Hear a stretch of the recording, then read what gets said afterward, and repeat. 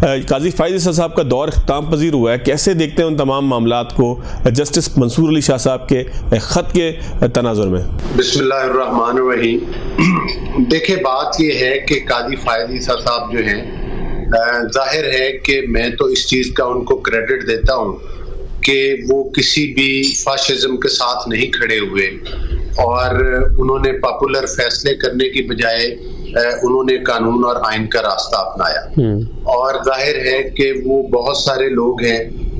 جن کو ان کے فیصلوں کے اوپر اعتراضات تھے، لیکن بیشتر وہ لوگ تھے اور بیشتر وہ پارٹی تھی جو کہ کسی اپنا شارٹ کٹ لینے کی وجہ سے قانون اور آئین سے ہٹ کے فائدہ لینا چاہتے تھے، اور جن لوگوں نے آئین کو ملحوظ خاطر نہ رکھا، قانون کو ملحوظ خاطر نہ رکھا اور اس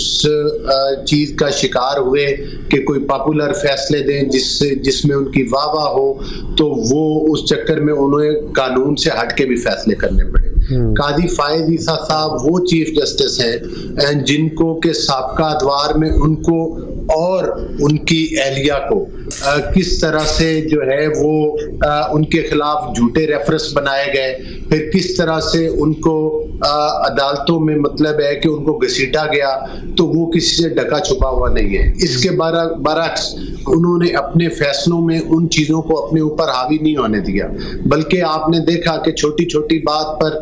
لوگ توہین عدالت ججز لگا دیتے تھے، لیکن فائز عیسیٰ صاحب کے اوپر جس طرح سے سوشل میڈیا کے اوپر گالم گلوچ کی جاتی تھی، جس طرح سے ان کی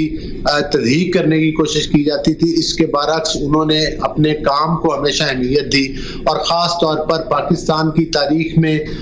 پہلی دفعہ جو متنازع ایشوز تھے یا اہم ایشوز تھے اس کے اوپر انہوں نے فل کورٹ بھی بنائے۔ حالانکہ سابقہ ادوار میں تو 3-4 فکس جج ہوتے تھے من پسند کے، اور چیف جسٹس صاحب بیٹھ کے ان سے فیصلے لیتے تھے اور متنازع فیصلے بھی انہی کے ذریعے کروائے جاتے تھے۔ جس طرح آپ دیکھ لیں کہ بندیال صاحب کا ٹائم تھا، ثاقب نثار کا ٹائم تھا، کھوسہ صاحب کا ٹائم تھا،